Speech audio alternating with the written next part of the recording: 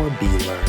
Thank you for joining me on this week's guest series. I'm your host, Shiva Shaker, and let's talk. All right, so I'm here with Jay. I met Jay through Rodney Allen, actually. You're his producer. How you doing, man? Chilling, vibing, always. Yeah. You're like an audio engineer, right? Yeah. So is that you went to college for that and then you started making beats? Pretty much, yeah, for the most part. More so like we call it like behind the glass. So there's like, the artist is with the mic, and then behind the mic booth or the glass, that's where like the board, and we're doing everything, making it sound good and stuff like that. So that's what I am. That's where I'm at. So that's pretty good. When did you meet him? I was like, I think it was sometime mid 2020. Yeah. When I came out here, I put an ad out. I was doing like $20 an hour for like studio session, just so I could which is crazy. Especially like I did it for a few reasons, but I put it like $20 an hour, and then he messaged me and he was telling me about himself, and then he came down, and I knew he was nervous his first time. They all are, Who isn't? Yeah, and then he came in here. We was just knocking stuff out pretty quick, and then damn, now we're here. Yeah. So, and then we started hanging out a little bit, and then today I just got here, and you were like, "Yo, I gotta tell you something. What's up?" So, I got a brand deal today. Really? Yeah. Okay. By Fender. Oh, Fender shit! They just messaged me, and they want me to. Could have sworn I turned that off. They want me to advertise, their company. They messaged me. I made my my TikTok account like available, or like I was finally eligible to do like marketing and stuff like that. So it was like, it's kind of like a LinkedIn. Yeah. So like, the companies or whatever will go through your channel or your page and be like, okay, so he does music. Okay, so this guy sings. Okay, so he plays guitar.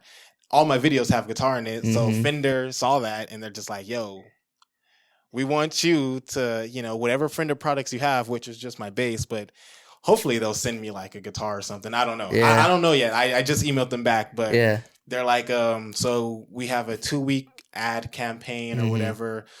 We want you to be a part of it. Do you know how to play guitar? Do you know how to do this stuff, X, Y, and Z? And then how much do you charge per post? And, they're like, it's negotiable, whatever. So I'm like, I'm starting off at like $500 per post. And then, if they can like knock their way down, because really I want to hit like $200 per post, so I know if I start off at 500, they'll knock it down, and I'll be like, okay, well, what about this? And they're like, okay, well, what about that? But really though, I messaged them before I gave them a solid price. I said, okay, what is it that you want me to actually like post? How many times do you want me to post? Like, I can't just give you an answer now, because I feel as though if I say, okay, $500, and they'll be like, okay, $500 for the whole, $500 per post. We only want you to post one time for 2 weeks. So I'm just like, all right, forget that. I want them to give me their numbers first, and I'll be like, okay, here's my numbers. Negotiate. Then we'll negotiate down. Yeah. So I saw that, and I was like super excited. I literally like record a video, and I'm like running through how my apartment. And I'm like, yo, like I'm calling my daughter right now. I'm gonna tell her. She's not gonna understand. You're like, okay, well, I'm watching Barbie's with dad, so this and that. So that was pretty exciting. Right before my birthday too, so that's pretty crazy. Damn, yeah. So is it like an affiliate thing, like you are, or like an ambassador type thing? Yeah, kind of like how they do like the Fashion Nova models and stuff like that. So I guess I'm just playing like Fender products, and then I'm giving them the rights to use my video and put it across whatever platform they want to put it across. And then they're just paying me. But that, again, like, I don't know if they're saying like, okay, like how much do you want us to charge per us posting you, or like you posting our stuff? So that's why I'm just like, okay, what is it that you're actually saying? That's how they get you. So that's pretty much that. Well, I guess this is kind of a good segue, right? So you got noticed via TikTok, and your TikTok's doing pretty good, right? What's your numbers like right now? Because I went live today, and someone told me, they're like, dude, you're at like 109K. Yeah. I'm like, holy crap. And then I look at the actual number, and I'm like 109.7. So like in like less than 300 followers left, I'll be at 110K, which is crazy. Wow. I literally just started TikTok like November, Wow. Just in like 2.5 months. Yeah, and like the only real videos, because I have like smaller videos, but I don't really count those. Yeah. Like I only have like 8 videos out. Like the It Needs Music, which is like my whole like slogan thing or whatever. I only have 8 of those out. Yeah. And from those 8 videos, I've gained 100,000 subscribers, which is insane. I've never had that before, you know? Yeah, that's awesome. Yeah, freaking my YouTube subscribers went up. Like I'm at like 3 point something thousand. My Spotify followers went up. I'm at like, okay. Like I think I'm either at like 400 followers, but I don't post a lot. So they're only seeing my EP from like 3 years ago. And it's for the fact that it's like from 3 years ago. And they're still follow, like, you know, that's pretty cool. And I posted like 3 singles, which, you know, they're a fan of, but it's crazy though. It's crazy. Yeah. Okay. We can, let's start this with me and then I guess branch out as more general. So what would you suggest, you know, someone like me who's just started content creation do to, you know, increase the reach to people? First and foremost is to be consistent. Post every single week, if you can, a few times a week. But like, I mean, it's, you know, a podcast. I don't know any podcast that posts like 4 times a week. Yeah, that's a lot. But even then, though, if you can do it, why not do it? You know, it's just going to be a lot of editing on your part. You don't want to overwhelm yourself like I do with all the stuff that I do. I'm literally overwhelmed. Post more. I would say like talk about different stuff too, or like get like different types of, you know, whatever. A lot of people just kind of like have just artists or they have niche just thing. Yeah. Do everything. Yeah. Literally, I think that's one of the things that's working out for me is the fact that, you know, people would look at me and be like, okay, so Jay, you do music. So what kind of rap music is it? I'm just like, well, fucker, how do you know I do rap? You know, like I do everything. And so that's what's just like, oh crap, like, yo, that's a rap song, but he just did this metal song. Like, I really like that. Oh crap, he just did this country song. Like, oh snap, he does everything. Like, you know, so now everybody from everywhere can listen to me and be like, you know, I got fans everywhere. But I would say like kind of go with that approach. Do like everyone. Like, get everyone in on a podcast. Rappers, singers. Yeah. And, you know, like me, like the mixture of both, like engineering and artists. Yeah. And like just everything, you know? Yeah. And dude, that just seems the most fun, honestly. Like, yeah, it is. If I had to stick to like, I don't know, like librarians or something, you know, it's like, damn, that gets kind of old. Yeah, like, you already have all the same questions lined up and everything. Yeah, so I like to get a little, and I guess that kind of sparked from, you know, Joe Rogan does like literally everybody. Yeah. So that's kind of like where that sparked. I was like, well, I feel like that'd be kind of cool. Just like talk to anyone, you know, kind of hear about what they're up to and stuff like that. Okay, so you're consistent, right? You're starting to grow a little bit. I'm sure marketing is a big play, right? Do you market your stuff a lot? My marketing is a little bit different because I'm going with I need like content out. Like it's weird how it's said. Like I need to have stuff out for people to listen to. And then like, I'm also like kind of not necessarily teasing in a way, but it's like, okay, so I do a lot of covers, right? So one cover could be like Linkin Park. The next cover could be like Falling in Reverse. Then it could be like recently I just did the Welcome Home cover. And then I did like the cover from Call of Duty Black Ops, you know? So everybody's singing like, okay, like Jay can do like this type of voice. But I want to hear his own music, you know? Yeah. So I'm like getting all of this fan base, like, you know, I'm getting a bunch of people that's coming in from here, you know, from everywhere, you know? And then I drop the song and then they're all like, okay, this is his original music. I want to know what he sounds like on his own. Yeah. And so that's the kind of approach that I'm going with. Before it was, I need to have music out and the fans will come with music, you know, not the other way around. A lot of people try to get like the fans before they have any of their content out. Yeah. So, you know, that's just the approach I have. Like for you already have 4, 5, 6, 7, 8 podcasts out, you know? Yeah. So now when more people are coming up, they're going to be like, okay, like I like that podcast, but what else does he have, you know? Yeah. So I don't know. It just depends on what you're doing. You got to really think about it too. Cause this way I'm doing it can really bite me in the ass, you know? In what ways? Like, you know, it just could be like, okay, all he's doing is covers. you know, he sounds great on the cover, but then once his original music comes out, it's trash, you know? So that's why I'm just like, okay, I'm glad that I have a few songs out already, because if not, then I would be dropping like original with a cover. Like, you know, like for every cover that I do, I got to put out like 2 originals, you know, something that's like keeping them, you know, at the same time. Yeah. It's whatever. But it just, you know, it just depends on really what you're doing, you know, who your fan base is, where they're at. Yeah. I look heavy into the what do you call it? Analysis the analytics. Analytics. Yeah. I look a lot into that. Like, okay, what time are they here? Where are they coming from? Are they male? Are they female? Okay, what part of the world are they coming from? Yeah. And then all that tied together, and I'm just like, okay, I know what to post. I know when to post. I know who to share it to. I know what to, you know, all that stuff. So I don't know. It's just, I got a lot of free time on my hands. I don't have a job. This is my job, you know? So I literally wake up from my bedroom and walk like 20 steps, and then I'm here, you know? So this is all I do. No, that's awesome, dude. That's so cool. It's literally crazy that in like 2.5 months, you've come so far to the point where now Fender, the company, is like, we noticed you, we want to do something. Crazy. And that's just the start, right? You keep being consistent, you're gonna, you know, who knows, these doors will open up. You know, maybe they can give me a custom guitar with my name on it. That'd be kind of cool. Dude, that would be badass. That'd be super cool. That'd be crazy. Yeah, I think the last time we were here, you were telling me about some crazy stories that you did when you were like producing back in, was it San Diego? San Francisco? I was in Hollywood, like Paramount. Yeah.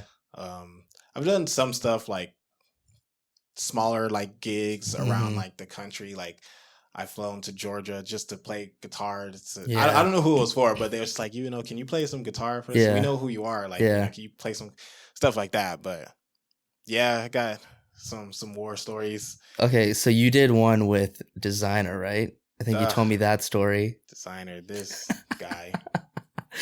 Oh, you got to share why you're saying it like that. It's just because, you know, you wear so many chains, you know, and you're recording, and you can't fix anything. If you recorded it, it's recorded. Yeah. It's just like, dude, sit down. Yeah. Like, you know what? Where's the tape? Get the duct tape. Yeah. Tape a box around the mic and be like, you're not allowed to move from any of this. You know? Yeah. So, for those of you listening, he was telling me about how Desiigner wears a lot of chains, so when he records, it like jingles when he's recording, and he's like really like he moves a lot, right? When he kind of dances a little bit when he sings, and it's not just him too. It's a lot of these artists that just come in here and they're like, ice on my wrist, ice on my neck, and I'm just like, okay, well, but take it off. Be like ice and freeze and fucking, you know, like to stop, you know. Yeah. So I need you to stay in this box. Don't move and just record real quick, you know? Then after all that's done, then you can go ahead and put your, you know, this and that. You can do your Snapchats or whatever it is. But like, I need to get this job done, you know? But they don't think like that. You gotta share the, what is it, Stone Temple Pilots story? The Stone Temple Pilots? You gotta share that story. All right, so how that started was I was fresh out of school, literally just graduated. I just graduated. It was me and my girlfriend at the time. She was pregnant, and we were celebrating like our 4th anniversary. I don't know. It was the year my daughter was born. Probably our 3rd. I think it was our 3rd. So I'm in Universal Studios. We're having fun. We're doing whatever. You don't have service in Universal Studios, you know? So it's, you know, it's kind of like your phone being off. So as soon as you turn your phone back on, all these messages are coming up on your screen. Everything's just coming up. And it was my supervisor, our studio supervisor, Mikey. He was, you know, he knew that I was like heavier into the rock scene or whatever. So he's calling me, he's messaging me, all this stuff. And I'm just like, yo, Mikey, like, what's going on? Like, you know, is everything all right? Like, I know you have other friends. So if you have a flat tire, if you're out of gas, I know there's people closer to you right now. Why me? You know? Like, why me, dude? You know, I'm like kid in LA. I just got a car. I'm borrowing my car. I'm borrowing my dad's car or whatever. Like, you know, whatever it is. So he's like, are you busy tomorrow? And at that point, I already knew, okay, it's musically related, you know? It's not just going to be like, you know, I need you to come in here or do something with something just off, whatever. So I knew it was musically related. And he calls me and he's like, I have a job for you. And they never tell you who the job's for. It's just like, you either want this or, you know, or you don't. You know?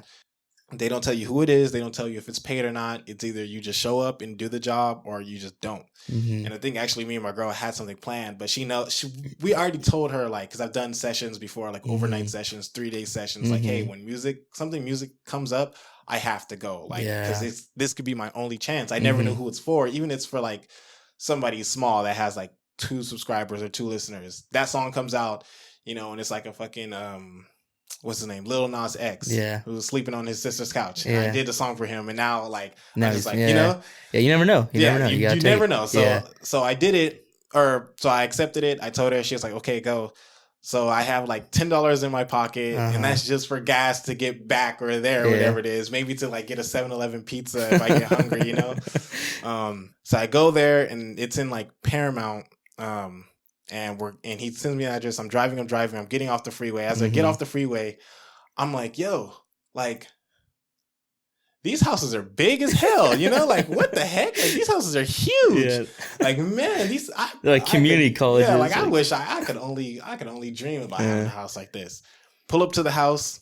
I see Mikey there. He's coming out the driveway. Then I see this other guy who, it's crazy. I'm so focused on the job that I'm so like distracted on like who this guy is. Cause I'm pretty sure like if I really would have took the time and been like, wait a minute, is that, you know? Yeah. I'm so focused on the job and I'm just like, you know, nice to meet you. I'm Josh. He's like, yo, I'm Eric and this and this. This still doesn't tell me who he is. It just tells me like, you know, he's Eric. Yeah. You know, so we're walking through his house and I'm just looking around like, you know, I'm not trying to get caught looking around, you know, like I'm scoping out his house to do a heist or something. But I'm like looking around and I'm like, dang, this house is huge. Like, this house is huge. Trying to chill about it. Yeah. So then we go through the house. It was like a 2-mile walk, you know, through his house. Yeah. And then we get to the back house, and this back house is bigger than my house. It has a freaking upstairs, downstairs, just everything. And I'm looking around, and this is like the more studio vibe-ish part of the house. So I'm looking around, and then I'm just like seeing like all these signed records. I'm seeing shirts, like merchandise. I'm seeing like Grammys or, you know, everything. And I'm just like, dang. And it all says Stone Temple Pilots. And I'm just looking around like, this guy is like obsessed like with Stone Temple Pilots. Like, it's the craziest thing. I've never seen like anybody so obsessed with a band before. Like, and I know I'm a huge fan of them, but I'm not like this. This guy's on a different level. And you know, I'm walking through, and then you know, he's the drummer of the band. And still it has not clicked to me, yo, this is Eric Kretz, Stone Temple Pilots. Like, this is him. And so we get to the AWS board. It's like I think it's like a 48 channel board. So we get there. We're doing like we're doing our gaining process. We're checking all the mics, getting levels and stuff. He goes down there and he's playing the drums. So he's playing. And then like as we're getting his levels, because he's right now at this point he's just like freestyling. We already got the levels, so he's just kind of playing, getting warmed up or whatever. So as we got the levels and he's doing that, I leaned over to Mikey, the supervisor, and I'm like, hey, Mikey, like, this guy's a huge Stone Temple Pilot fan. Like, you know, like, this is crazy. You see all this stuff? Like, he's a really huge Stone Temple Pilot fan. Yeah. And then Mikey leans back over to me and he's like, well, like, he fucking better be. He's the drummer for Stone Temple Pilots. Yeah. And, like, at that moment, I was just like, I'm in his I'm like freaking out. I'm just like, like I don't know what to do. No. Like, I'm just like, why am I here? You're like your hands lock. Like everything's like I'm just like frozen, and I'm just like everything's just hitting me at once. Like I'm having a flashback of like just shaking his hand. It's like speeding through, and I'm like looking around, like like Stone Temple Pilots, like Eric, he's a drummer. Like everything's like coming to me at once, you know. And then like, you know, next thing you know it, like more of the band members coming in, except for Chester, you know, because Chester's touring with Linkin Park, you know. So everybody's coming in, and I'm just like, you know, I'm just like, oh my God, this is happening, this is happening. And then as soon as they're all there, they're like, yo, like, what's up? They're all joking around, and then Mikey's like, all right, Josh, I gotta go. And I'm like, what the fuck? What you mean you gotta go? Like, I can't do this by myself. Yeah. You know, so I'm just like, I'm like, and then like, it's crazy because once all that hits you at once, then all your information like of the job like goes away. Yeah. So I'm just like, like, what do you mean? Like, has there always been 2 shift keys on the computer? Like, you know, like, I don't know what to do. Like, I don't know where to go. Like, I'm like literally frozen, and I'm just like, I like, Josh, you gotta calm down. Yeah. You gotta calm down. Just breathe. Just woosah, breathe, breathe. And it's like, okay, whew, like God, everything's coming back to me. So we get a few takes in, like everybody's playing, everything's going smooth.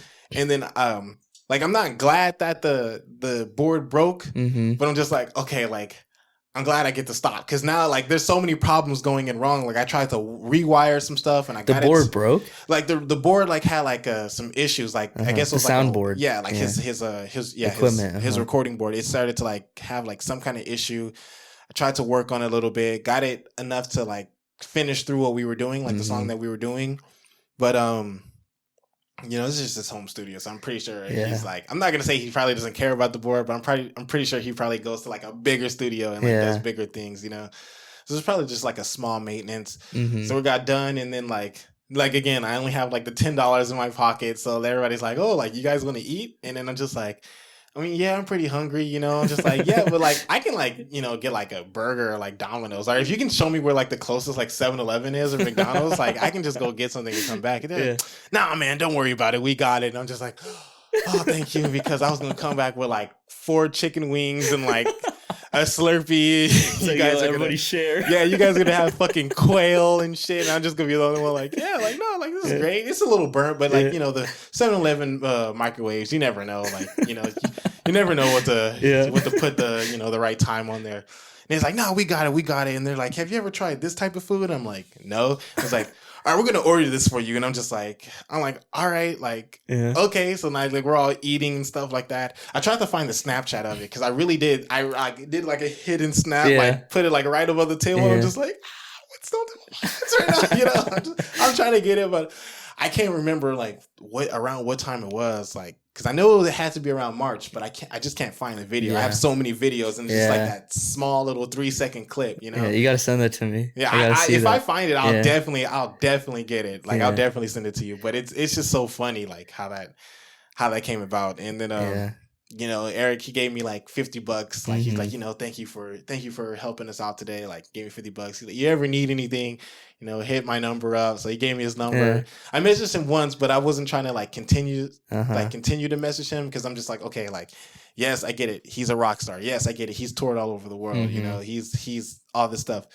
But like I want to do it by myself. Like I don't want to have to have his help. Yeah. You know, I don't want him to have to shout me out, and then, you know, the only thing they know of me is Eric's shout out, because then they're not really gonna mess with my stuff, you know. They're not really gonna, you know, fuck with me. So just like, nah, like I'll just keep it as this. Like I just asked them, like, hey, what did you do to get started? Like how did you and your band, even though it was an easier time back then, but like how did you and your band get started? Yeah. What did you have to overcome? And he just told me, you know, you just got to keep going. You know, times have changed nowadays. Everybody can make music from their bedroom. Everybody, anything you can do in the industry, make movies, you can literally just do it from your phone and your computer. So you just gotta stand out. You gotta find out what's gonna make you stand out. And so I mean, that's that. But as far as that, I mean, I haven't really talked to him since. That was like 4 years ago, almost 5. Oh now, wow. So. That's really crazy experience, dude. It was. I have a friend who, his mentor was friends with Owen Wilson.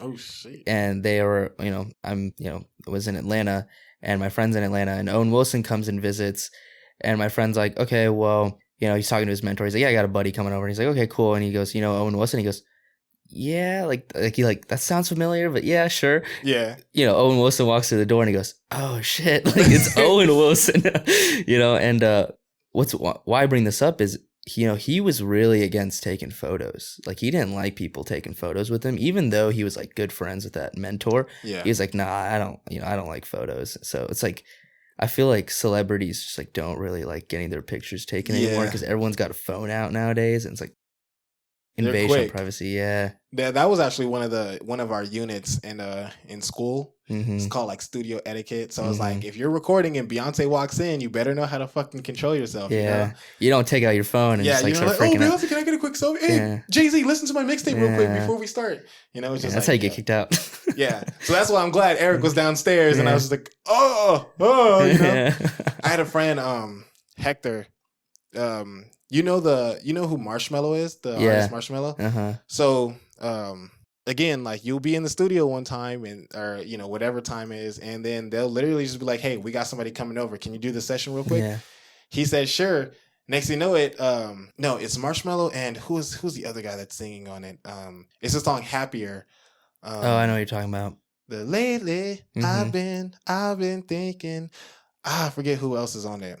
I can't remember who it is, but not Marshmello, but the other one. The feature walked into the studio and they recorded the first half of that song of Happier. Was this you or your friend? This was my friend Hector. So when I did like this video one day of my daughter, like when I first started to get into video, like, I was just doing like slow-mo videos of everything. And I did one of my daughter at a park or whatever. And I was playing that song.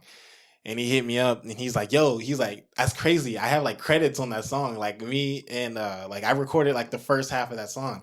Like, dude, no shit. Like really, this is crazy. And then he actually sent me the email of like Marshmello, like saying like, hey, like, can you like send us the verse and all this stuff? Can you finish this up? Like, and I'm just like, dude, that's crazy. Like that's awesome. Literally have like friends that are like super like, you know, if I'm doing something, these guys are like way above me. Like my friend Sean, he's killing it right now. Like, really? Business. Like he has placements everywhere. Like Sean, that dude is insane. Like he's insane. He's one of my best friends. What does he do? He's like a producer, engineer. He has like 4 albums out. Like he's just nonstop. But like the cool thing I like about Sean is like, you know, he's like he's with at his parents. But his parents lets him use his back house. He turned his whole back house into a studio, like the Blue Room studio. That's awesome. And then he just been having people come in and out, like just killing it. Like I'm telling you, Sean is like ridiculous with this. And I'm glad to say that I was one of his first teachers because when he first started the school, he, you know, me, my friend Jason, we were playing, and then he came in, and I was showing him. I was in a higher module than he was because he just started. I was in like my third or fourth. I was almost done when he started. And so, like, whatever I was on, I was like, Sean, like, come in here. I'll show you, like, everything. That way you're ahead of the game, you know? Yeah. So he did that, and he just had, you know, it's crazy. So, like, I even had him mix some of my stuff, too, you know? Yeah, so, wow. So Sean's crazy. He has, you know, placements with, you know, Eminem, Boogie with the hoodie, you know? He's just all over the place. Yeah. So he's good. My friend Kevin, he's crazy with Kevin is like an amazing like beat maker, and he's always using me for bass. So I'm glad that I have some songs with Kevin on bass. My 2 friends, Austin and Carter, they have a Grammy. Wow. Like assistant engineer Grammy. So that's pretty dope for them too. Like, that's already like on top of everything. Yeah, like, dude, like, okay, that's crazy. I work with X1Z, but like, dude, I have a Grammy, so like, you know, don't touch me. You know? Even my teachers, they have like my old instructor is Nails Jensen. He has a Grammy. My teacher Doug, he has. I don't know if he has a Grammy. I know he's Grammy nominated. I believe, but I'm just glad I know the people that I know. Yeah, you know? Dude, that's good that you like surrounded yourself by like people that are like have high aspirations and like are killing it in the game. Yeah, it just makes you want to, you know, work even harder, kind of get to where they are and pass it. And I mean, you got all these connections. You ever gonna do something with it? I'll eventually, like, because this is like, it's crazy to see that we were all in the same school. We're all getting, you know, fucked over by the loans and Sally Mae and stuff like that. So like no one's paying them back, you know. But like we're all like, we took the knowledge, even though like, you know, the school like financial was trying to like scam you or whatever, because that's, you know, how these schools work. But we took the knowledge and like we were like running with it, you know. We're doing our own bigger things or whatever. So we're like, it's crazy to see us all start from the bottom and like we're all like coming up now. Yeah, you know? That's awesome. You know, so it's crazy. I have this one guy, his throughout school, like his name was Matt. And Matt, you know, he went to the school like for the same reasons, to like learn like Pro Tools and stuff like that. But he's already been in the game. Like he's already been killing it. He's already been into like big studios. He has like connects with the studios. And like a lot of people didn't like Matt because he was like, yo, whatever he thought, he's gonna say that shit. Like if he felt like something was not right, he was gonna say it. And I'm glad that I chose to be on Matt's side, because I would hate to be the people that he's had to like cuss out and like, you know, because there's some people that tried to go at it with him and he's just like, bro, you sit the fuck down. Like, you're not nothing. Like, you sound dumb. You look dumb. You don't know anything. And I'm just glad that, you know, I was on his side, because his parents were educators. So they're teachers. So like when Matt saw like, we're paying like 50 grand for this school, but you guys are just showing us YouTube videos. Like that ain't right. And you know, all this stuff. So I was just like, looking at him, and he basically told me, he's like, dude, Josh, like, you're 18 years old. You're in school. you know, I'm glad that you're in school, but you really need to like not necessarily like pay attention as if you're not, but you got to take all this knowledge in because they're not going to help you once you graduate. Like they're not like trust me. So you got to like take everything and you have to like, do it on your own. And so like now, like, I'm 25 now, so he's literally seen me like nothing, a kid with only $2 a day to catch the bus there and back. I couldn't even pay for lunch, Wow. like to go eat or whatever. And now he's seen me like, a kid, a place to stay, car. He's like, every time he tells me, he's like, dude, like I'm fucking proud of you, like you're really you're doing better than I was doing when I was 25, and I was the youngest in my class. Like I was the only 18-year-old there. Everybody else was like 26 and up. So I'm glad that, I had like the older crowd, because I'm pretty sure if there was like younger kids with me there too, then I would have been like just fucking off, just trying to, do everything. Like I wouldn't ask Matt to play Call of Duty with me, but I'd ask somebody else who was like 18, like, hey bro, you got a PlayStation? You got an Xbox? Like, let's play. So I'm glad that I was surrounded by older, seasoned brains in there. So that really helped out a lot. Exactly. I think all these like struggles that you went through kind of shaped you to the point where you're at. And now you're like doing better. And what are your further steps? What's the next steps for you? I don't know. I have a bunch of goals set up right now. It's like, for sure I want to like finish the album that I'm working on. Then I've also like, a lot of people are asking me, okay, how do you sing like this? How do you get your vocals to sound so clear? How do you mix? How do you do that? Yeah. So, Twitch is like a huge thing with like streaming and stuff. So, hopefully with this brand deal or, however amount of income, because I'm going to try to sell merch and stuff too, I can, get a new laptop, get a camera, because I do want to like, and it'll be totally free. If I would charge, it'll be like one-on-one, like specific, like we'll go in depth thing. But I've already been writing out like slides. I've already been like getting examples and stuff like that, different types of music, and like just gonna go over like, okay, this is how you do this, or this is, at least I wouldn't say like this is how you do it, but this is the basics how you do it. So like my biggest thing, because I see a lot of people all the time, they'll put like EQs after a compressor and then that'll be it, when it's really, it should be like EQing, compression, limiting, but I at least wanted to get them the fundamentals, like basically teaching them like how to put the skeleton together, and then after they learned like how to build the foundation and stuff like that, then they can like bend the rules or break the rules artistically, instead of like doing something wrong and it's not sounding good. I see a lot of the time where people like down the channel strip, they'll have like a compressor that says male vocal, right? Then they'll have an EQ that says, less whisper or less air. And then they'll have another EQ with a preset that says, okay, brighten. And then they'll have another compressor that says, okay, male rap vocal and stuff like that. And I'm like, dude, you're fucking up the signal right now.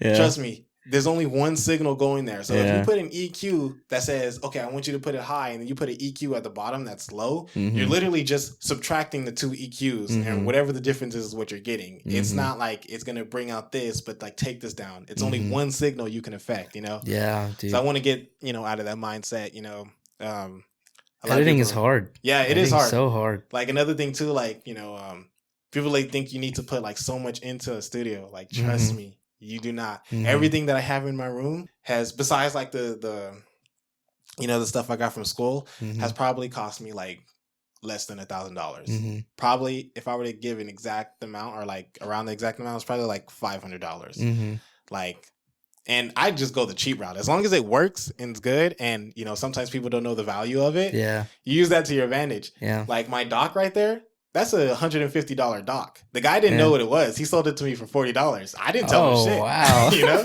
These monitor stands, they're $100 a piece.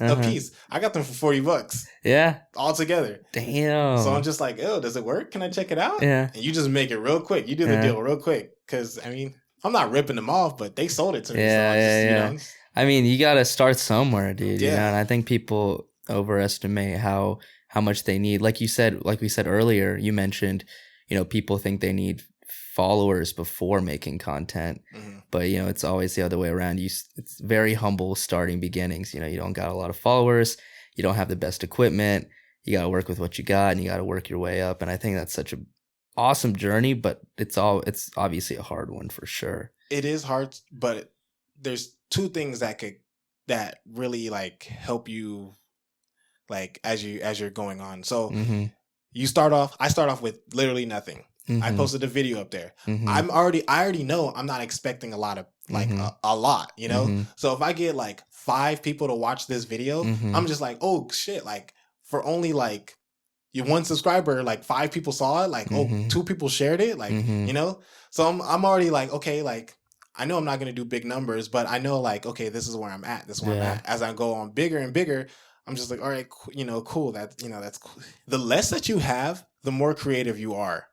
Interesting. For some reason, people think that the better equipment you have, like let's say like my keyboard for a sec, it has no sounds whatsoever. So all the sounds I have to create on my my program here. I have to like, okay, if I want like strings, I have to put the strings preset on there, and then I have to like tweak and everything like that. And then sometimes I'm just like, oh shit, like that's different, like that's new. I just created a sound right there.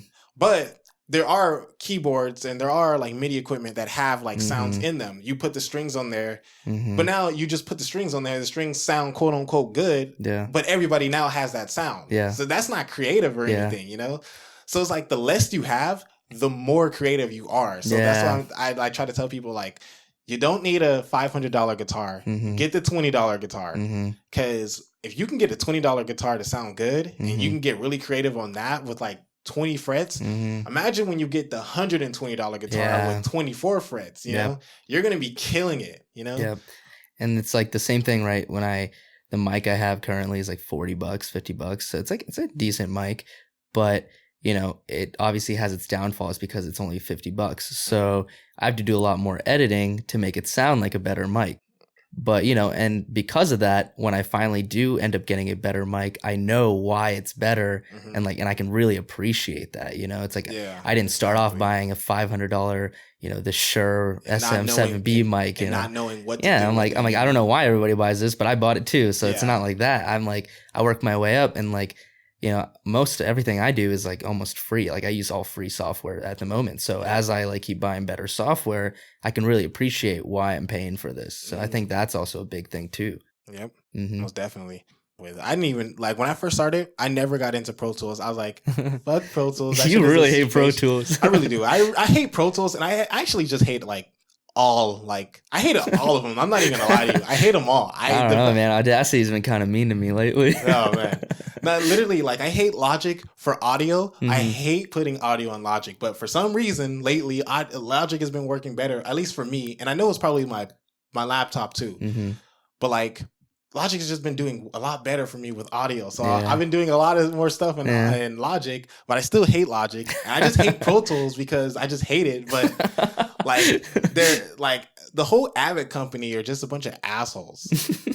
And that's just me. Their customer service, they don't reply to you. And when they do reply and they get the problem fixed, you have to pay them. Like it just sucks. It does suck. I just know how to use Pro Tools in and out, and it's just good for what it does. But I just hate it. I just hate them both. I hate Logic. I hate Pro Tools. I hate GarageBand. I just hate them all. I really don't like them all. Like if I could just like somehow like just make music like from my brain and just like get it like in an MP3. Dude, maybe eventually. Man, just plug in something from my head into the computer or whatever, and it's just there. That would be great. I'm so sick of these dogs. I just hate them all. Yeah, I really do. Like I really do. Yeah, editing is rough. It's a rough one. That's for sure. But I do like playing around with sounds though. So that is pretty fun. Like they have their uses. Yeah. Again, like Logic is really is a lot more flexible with like MIDI and stuff like that. So like programming drums and whatever it is. And Pro Tools just handles audio like way better. It's brighter, it opens everything up. You get like, I don't know. But you hate it. Yeah, I still hate it. Well, Jay, I appreciate you doing this, man. I appreciate you being on the show. This is a lot of fun. Yeah. We'll have to do it again sometime. Yeah, whenever you're back in town, you got a space. Oh, for sure. Appreciate it, dude. Yeah. I've been thinking a lot lately, and honestly, it might just sound crazy, but I'm picturing a world where there's love and instead of hating, where our children could just grow up and we're not so worried waiting if they'll ever make it home, cause someone's out there contemplating. We want to feel safe, and it's too much to comprehend, like when a mother fears of not seeing her children from school again, or feeling singled out just solely from the colors of your skin. We need solutions now. What does it take to put this at end? We want to feel safe, but every time I'm turning on the TV's like another life is lost, and we're just silently believing that there's nothing we can do because the history's repeating. Do I run or do I fight? We'll either have a different meaning. Maybe I want to feel safe, I wish it comes true. We need to build this world together, you know, tighten some screws. We got nothing to lose, it's something that we all gotta prove. Or do you not just wish the same until it happens? We'll break the walls that divide us.